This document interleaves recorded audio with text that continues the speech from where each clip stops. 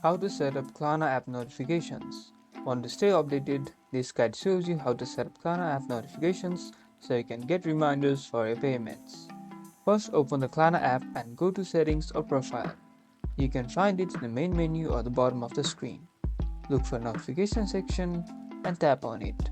On the Notifications page, you'll see a few options for notifications, including push notifications. Go to Communication and Preferences.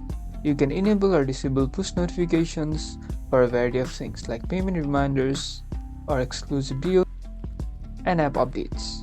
Just click on Allow right here. You can also customize which notifications you want to receive.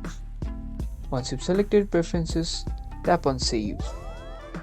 You can choose from all and tailored Klarna offers. You'll then receive notifications from Klarna on your phone.